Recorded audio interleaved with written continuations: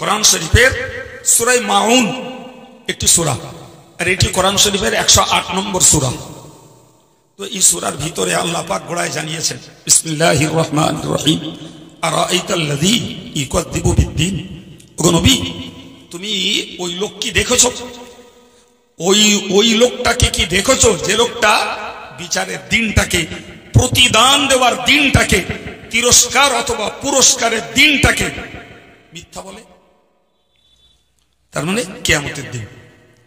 তার মানে কি? জোরে বলে, কিয়ামতের দিনটাকে মিথ্যা বলে। ওসব কিচ্ছু হবে না, কিয়ামতের দিন বলে কিচ্ছু নেই। নাউজুবিল্লাহ বলে কিচ্ছু নেই। সম্মানিত ভাইরা আমার, অন্য আয়াত পাকে এসেছে জাহান্নামীরা যখন জাহান্নামে যাবে তো তাদেরকে ফেরেশতারা জিজ্ঞাসা করবেন, তো তোমরা জাহান্নামে এলে কেন? তারা যতগুলি কারণ বলবে তার মধ্যকার একটি কারণ হলো ওকুন্না নুকাযযিবু বিয়াউমিদ্দিন। নাউজুবিল্লাহ বলে। আল্লাহ ভালো জানে, তাতে হয়তো কলেমার ঘরের ছেলেরাও থাকতে পারে, কলেমা পড়া ঘরের মেয়েরাও তাতে থাকতে পারে। যে আমরা জাহান্নামে এসেছি আসল যতগুলি কারণ তার মধ্যে একটি কারণ হলো যে আমরা এই কিয়ামতের দিনটাকে মিথ্যা ধারণা করতাম। নাউজুবিল্লাহ বলে। আলেমরা ওয়াজ করতো, আমরা কানে শুনতাম, কেউ বললে মুখে হয়তো স্বীকার করতাম, কিন্তু অন্তরে আমাদের বিশ্বাস ছিল না। জি, হাত্তা তানাল ইয়াকিন। আজকে দেখছি সেই নিশ্চিত দিনটায় আমরা হাজির হয়ে গেছি। এতদিন মিথ্যা ধারণা করতাম কিয়ামত বলে কিছু হবে না, বিচার দিবস বলে কোনো দিন সংগঠিত হবে না, মানুষের তিরস্কার আর পুরস্কার কিছুই দেওয়া হবে না, এটাই ছিল আমাদের ধারণা। কিন্তু আজকের সেই নিশ্চিত দিনটাতেই এসে আমরা হাজির হয়েছি। নাউজুবিল্লাহ। এখন আর অবিশ্বাস? এখন তো হাতে নাতে দেখতে পাচ্ছি যে বিচারের দিনটাতেই এসে আমরা উপস্থিত। বাবু, তখন স্বীকার করে আর কোনো লাভ হবে? আরে যে কপাল পোড়া কিয়ামতের দিনটাকে বিশ্বাসই করে না, আরে ও তো ইমানদারই নয়। ও তো জোরে বলে ইমানদার নয়। কেউ যদি বিশ্বাস করে অরিজিনালি কিয়ামত হবে, বিশ্বাস করে, তবু নফসের তাড়নায়, শয়তানের প্ররোচনায় নেক আমলে মনোযোগী হয় না, এর শাস্তি কম হবে। কিন্তু যে লোকটা, তাফসীরকারকেরা লিখেছেন, যে লোকটা কিয়ামতের দিনটাকে মূলত বিশ্বাসই করে না, ভাই তার শাস্তি আরো কঠিন হবে। তো বিশ্বাস না করার দলের লোক ধরে নেন বিশ্বের মুশরিক তথা হিন্দু সমাজ, কাফের সমাজ, ইহুদি সমাজ, খ্রিস্টীয় সমাজ, বৌদ্ধ সমাজ, এরা কিয়ামত বলে কিছু আছে বিশ্বাস করে না। এরা জানে পৃথিবীতে এসেছি খেয়ে পরে আনন্দ করে, এবং ভালো বাড়ি, ভালো গাড়ি, রুচিশীল খাবার, রুচিশীল পোশাক, মানুষের সঙ্গে সৌহার্দ্য সম্প্রীতি, এই করেই চলে যেতে পারলেই হলো। কিন্তু একটা মুসলমানের চিন্তা তো ওই নয় বাপ। যে তো ওই জাতীয় লোক যারা, এরা কিয়ামতকে বিশ্বাস করে না বিধায় তাদের শাস্তি মারাত্মক। কিন্তু কলেমার ঘরে জন্ম নিয়ে হয়তো মাঝে মধ্যে কলেমা পড়ে, মাঝে মধ্যে কোন কোন নেকির কাজে, যেমন নামাজ পড়ে না দান করে, আছে না? না, নামাজ পড়ে না পরের উপকার করে, নামাজ পড়ে না গরিব মানুষের একগাল খেত দেয়, হয়তো নামাজ পড়ে না ফেতরা দেয়, কোরবানি করে, আছে না? নাই, আছে। আবার কেউ হয়তো সপ্তাহে জুমাটায় যায়, কেউ ঈদের নামাজটায় যায়, তাহলে এগুলো এদের নেকির কাজ। এই লোকগুলো যদি কিয়ামত বিশ্বাস করে বাকি নেকির কাজ না করে, এদের শাস্তি আল্লাহ কম দেবে, এদের শাস্তি আল্লাহ কম দেবে। কিন্তু যারা মূল কিয়ামতটাকে বিশ্বাস করে না, এদের কঠিন শাস্তি, কঠিন শাস্তি। আমার যেটা জাতির মাঝে ঘুরে ঘুরে মনে হয়েছে, ভাই বিশ্বাস করুন, আমার সমাজের কপাল পোড়া বহু ছেলে মেয়ে, এরা আদাতে অন্তর থেকে কিয়ামত বিশ্বাস করে না, শুধু শোনে ওই পর্যন্ত, আবার শোনেও না সবাই। আল্লাহ নবীকে ওই ব্যাপারে অবহিত করার জন্য, অবগত করানোর জন্য বললেন, আর আইতাল্লাযী ইউকাযযিবু বিদ্দীন, ও নবী তুমি কি দেখেছো যারা কিয়ামতের দিনটাকে মিথ্যা বলে? বলে আমরা আল্লাহ বললেন, নবী ওদের একটা চিহ্ন হলো ফাযালিকাল্লাযী ইয়াদউল ইয়াতীম, ওদের একটা লক্ষণ, ওদের একটা চিহ্ন হলো ওরা এতিমদেরকে হাঁকিয়ে দেয়, এতিমদেরকে বিতাড়িত করে। বাপারা সন্তানদের প্রতি তারা কোনো দয়া দেখায় না, সহানুভূতি দেখায় না। বুঝতে হবে ওই লোকগুলো কিয়ামতের প্রতি আদাতে বিশ্বাসী নয়। একটা মারাত্মক লক্ষণ। ভাই আমাদের দেশে কিছু লোক আছে, যদিও বর্তমানে কম হয়েছে বলে আমার বিশ্বাস, সেটা কি ভাই, কিছু লোক আছে নামাজ কালাম পড়ে বটে কিন্তু বদ্ধ কৃপণ, হাড় কিপটে, না চায় মাদ্রাসায় 2 টাকা দান করতে, না চায় দুয়ারে একটা ভিখারি এলে তার এক গাল ভাত দিতে। এই কথা বুঝতে পারছেন না? জি ভাই, অনেকদিন আগের একটা কথা, অন্তত 40 বছর আগের কথা মনে উঠেছে, বলছি। আমার একটা পরিচিত লোক, মানে কোনো খাতির লোক না, এমনি চিনি, বিশাল কিপটে, বিশাল। সে কিপটের শেষ নেই, এত কিপটে নিজেও খায় না, ছেলে পিলে বাচ্চা কাচ্চাদেরও খেতে দেয় না। বাদুড়ের হাটে এসছে পাট বিক্রি করতে, আর বড় ছেলেটার সঙ্গে করে নিয়ে, বড় ছেলেটার সঙ্গে করে নিয়ে পাট বিক্রি করেছে। সে যে দোকানদার,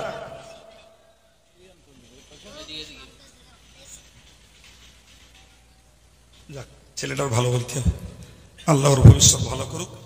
ও 20 টাকা পেয়েছে, ওইটুকান বাচ্চা, তাহলে ওর মনে একটা ভালো সূত্র কিছু আছে, ও দিয়ে গেল, ওই 10 টাকাটা পেয়েছে।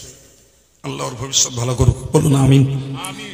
এখন সেই বাচ্চাটা করেছে কি, যে লোক পাট কিনেছে ওর কাছ থেকে 20 টাকা নেছে, তখন 40 টাকা সন্দেশের কিলো।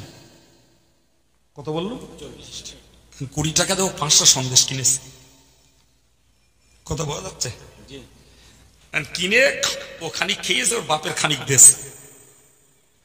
ওর বাপ খাচ্ছে আর বলতে খুব মজা, খুব মজা, খুব মজা, এই জন্য লোকে খায় না, খুব মজা, এই জন্যই লোকে খায়। কথা বল, লোকে খায়।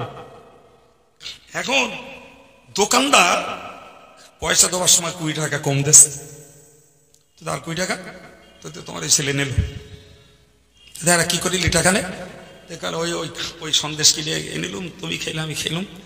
ভাই যাবা কোথায়, সেটা গাল দেওয়া শুরু করেছে। সে গালির কোনো শেষ নেই, গালতে ধুয়ে এনে যাচ্ছে।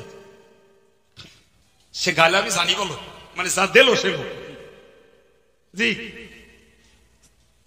তার মানে যখন খেল তখন বলতে খুব মজা, খুব মজা, খুব মজা, এই জন্য লেখা, এই জন্য লেখায়। আর যখন দেখেছে আমার টাকা নেই, সন্দেশ কিনে আমার খেলিয়েছে, ছেলের তখন 14 গোষ্ঠী উদ্ধার করে দিচ্ছে।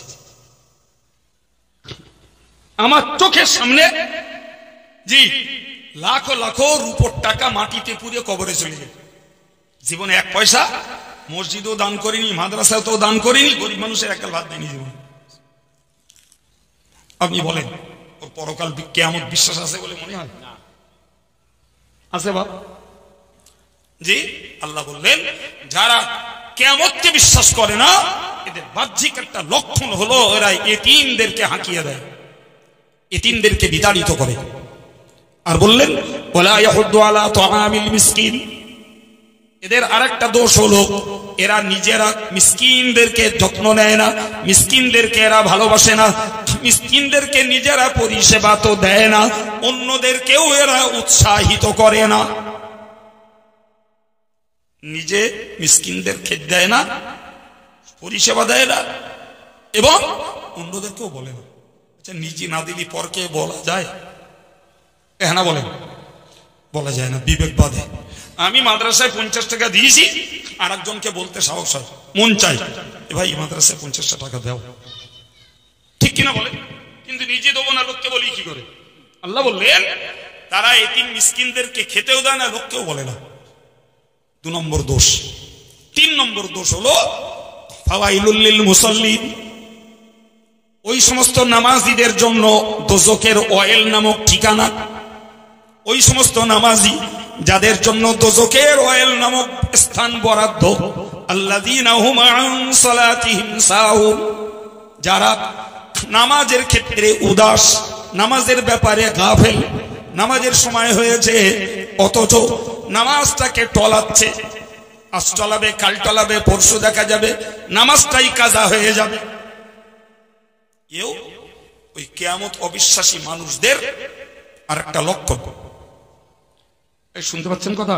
একদম খাস কোরআনের কথা বলছি। জি, হাদিস শরীফে এসেছে আন আলী ইবনে আবি তালিব রাদিয়াল্লাহু আনহু আন্না নবী সাল্লাল্লাহু আলাইহি ওয়াসাল্লাম ক্বালা লাহু, হযরত আলী ইবনে আবি তালিব রাদিয়াল্লাহু আনহু বর্ণনা করেন, রাসূল করিম সাল্লাল্লাহু আলাইহি ওয়াসাল্লাম আমাকে জানিয়েছেন, ও আলী, সালাসুন লা তুআখিরাহা, তিনটে কাজ কখনো দেরি করো না। তিনটে কাজ দেরি করো না, দ্রুত দ্রুত করো, করে ফেলো। নাম্বার 1, as-সালাতু ইযা আনাত, নামাজের টাইম যখন হয়ে যায় দ্রুত নামাজ পড়ে ফেলো। নামাজের টাইম হয়েছে, নামাজটাকে পড়ে ফেলো। as-সালাতু ইযা আনাত, নামাজের টাইম হচ্ছে, নামাজ কমপ্লিট করো। ভাই, আমাদের অনেক মানুষের অভ্যাস আছে, আমরা জমাতে নামাজ পড়ি। আমরা এই জমাতে নামাজ পড়ার জন্য টাইম হওয়ার পরেও মনে করুন এখন শীতের সময় 12টার দিকে জোহরের নামাজের টাইম হয়ে যায়, মসজিদের জমাত 1টায়, ফলে আমরা জমাতে নামাজ পড়ার জন্য 1টা পর্যন্ত ওয়েট করি। কিন্তু জানেন, যদি কারুর অভ্যাস বানাতে পারে যে আমি জমাতের ওয়েট করব না, আমি ওয়াক্ত হলেই নামাজ পড়ব, তো জমাতে নামাজ পড়ার তুলনায় টাইমলি 5 ওয়াক্ত নামাজ সময় হলেই আউয়াল ওয়াক্তে পড়ব, এর সওয়াব 70 গুণ বেশি। সুবহানাল্লাহ। কিন্তু আমাদের পক্ষে সেটা সম্ভব না। আমরা কাজের মানুষ, বাজারের মানুষ, দোকানদার মানুষ, খরিদ্দার মানুষ, হয়তো জমাতের টাইমটার ব্যাপারে আমরা লক্ষ্য করি, তাই না বাবা? কিন্তু একদম ঘড়ির কাঁটা ধরে আউয়াল ওয়াক্তে নামাজ পড়ার অভ্যাসের মানুষ আমি নিজেও নই, সম্ভব না। আর আমার সমাজের অন্য ভাইদের বর্তমানকালে দেখাও যায় না। তবে আমি আমার আব্বার কাছে শুনেছি যে হুজুর দরগাপুরি সাহেব যখন কোথাও যেতেন, তোনার আগে কারুর বাড়ি জায়গা না, আগে উঠতেন মসজিদে। সুবহানাল্লাহ বলে। কোথায় উঠতেন? মসজিদে। আর মসজিদে উঠছে প্রথম কাজ হলো মসজিদ ঝাড় দেওয়া। সুবহানাল্লাহ বলে। কি দেওয়া? আগে মসজিদ ঝাড় দেওয়া। কোরআন শরীফে আল্লাহ বলেছেন, আল্লাহ নবী ইব্রাহিমকে দিয়ে কাবা ঝাড়ু দিয়েছেন। সুবহানাল্লাহ বলে। সুবহানাল্লাহ। জি, তাহলে জাতির পিতা, জাতির জনক নবী ইব্রাহিম যদি কাবা ঝাড়ু দিতে পারেন, তাহলে আমরা কোথার টুনকো যে মসজিদ ঝাড়ু দিলে মান যাবে? তো দরগাপুরি সাহেব যখন মসজিদ ঝাড় দিতে শুরু করতেন, পাশে আসে লোকেদের নজরে পড়তো, তারা ছুটে যেত, যে বলতো হুজুর আমার কাছে খেপে আগুন হয়ে যেত, বড্ড দরদ লেগেছে। হ্যাঁ, দরগাপুরি মসজিদ ঝাড়তে দুটো সব নিচ্ছে, তোমার হিংসা হচ্ছে? হ্যাঁ, ঝাড় দেওনি কেন আগে? ভাই, ও ঝেঁটা নেওয়া সাহস হবে? সুবহানাল্লাহ বলো। সুবহানাল্লাহ। ঝাড় দেওয়া হয়ে গেল, হুজুর আমার এখানে জমাতে হবে। ও তোমরা জমাতে নামাজ পড়ে গুলি। টাইম হলে দরগাপুরিকে কেউ ধরে রাখতে পারত না। টাইম হবে, নামাজ হবে। তো রাসূলুল্লাহ বললেন, হে আলী, 3টে কাজকে দেরি করো না। নাম্বার 1, নামাজের সময় হলে নামাজ পড়ো। আমি ব্যাখ্যা দিয়ে বলেছি, আমরা টাইম নিয়ে, বাচ্চা কি করছিস তুইও? এই গুলো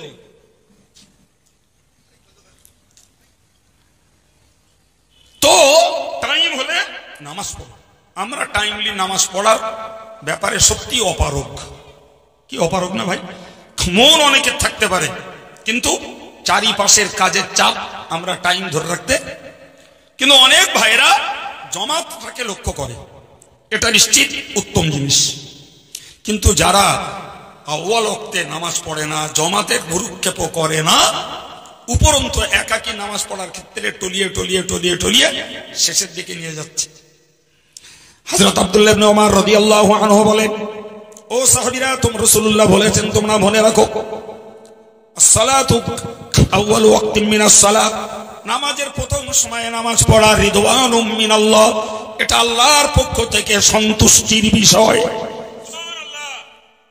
ও আর শেষ সময় পর্যন্ত নামাজটা আদায় করা ক্ষমার যোগ্য। প্রথম সময় নামাজ পড়া কি বলেছি স্পেশালি আল্লাহ পাকের সন্তুষ্টির কাজ, আর শেষ সময় পর্যন্ত ডিটেন করে সময় খাইয়ে ওয়াক্তের ভিতরে নামাজটা আদায় করা আল্লাহর কাছে ক্ষমার যোগ্য। জি, কিন্তু সময়টা যদি অতিক্রম করে যায় তখন তো কবিরা গুনাহ। তখন কি মানে এই প্রথম থেকে সময় খাওয়াতে খাওয়াতে একদম বর্ডার টাইমে যাওয়া, মানে কি বলেন বর্ডার পার হয়ে যাওয়ার ভয় আছে, তার মানে কাজা হওয়ার ভয়। প্রিয় ভাই আমার, তো রাসূল পাক বললেন, হে আলী, নামাজের টাইম হলে নামাজ পড়ো।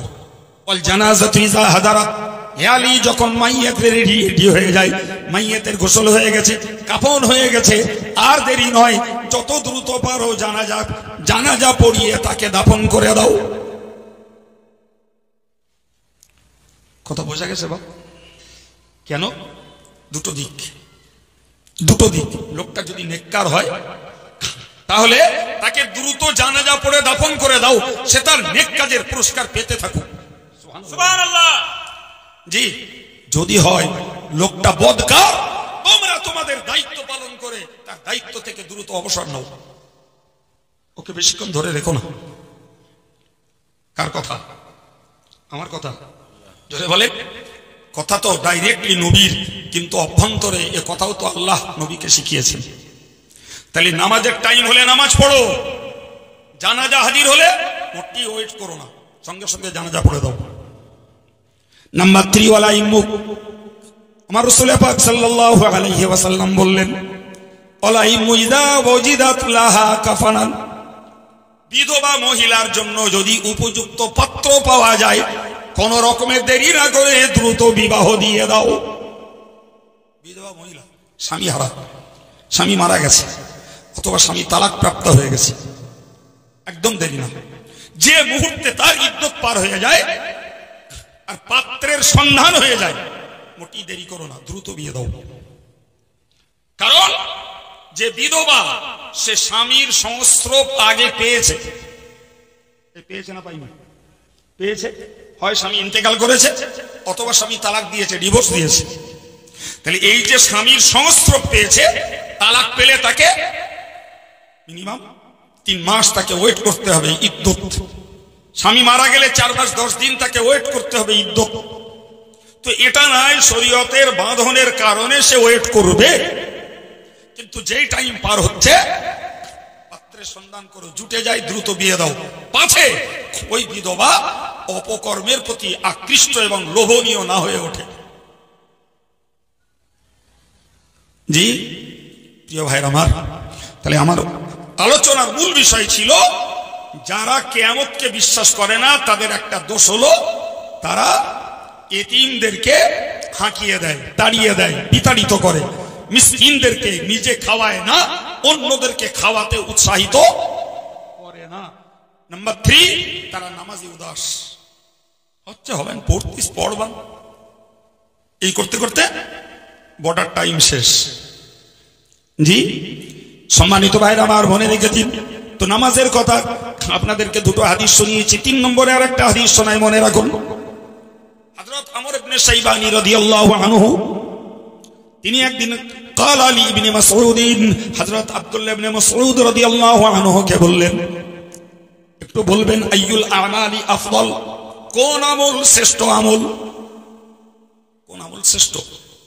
হযরত আব্দুল্লাহ ইবনে মাসউদ বললেন, সাআলতু আনহু রাসূলুল্লাহ সাল্লাল্লাহু আলাইহি ওয়াসাল্লাম, তুমি আমাকে যে বিষয়টা জিজ্ঞাসা করছো ওই বিষয়টাই আমি নবী পাককে জিজ্ঞাসা করেছিলাম। একটু মন খুলে বলো সুবহানাল্লাহ। বললেন যে বিষয়টা তুমি আমাকে জিজ্ঞেস করছো আমি ওইটাই রাসূলুল্লাহকে জিজ্ঞেস করেছিলাম। প্রিয় নবী সাল্লাল্লাহু আলাইহি ওয়াসাল্লাম বলেছিলেন, আসসালাতু আলা মাওকাতিহা, জি নামাজটাকে সময় মতো আদায় করা হলো আমলগুলোর ভিতরে শ্রেষ্ঠ আমল। হযরত আব্দুল্লাহ ইবনে মাসউদ বলছেন, আমি পুনরায় জিজ্ঞাসা করলাম, সুম্মা আইয়ুন? বললে হুজুর এর পরের আমলটা কি একটু বলেন। সময় মতো নামাজ পড়া শ্রেষ্ঠ আমল, এটা বুঝলাম, কিন্তু এর পরের আমলটা কি?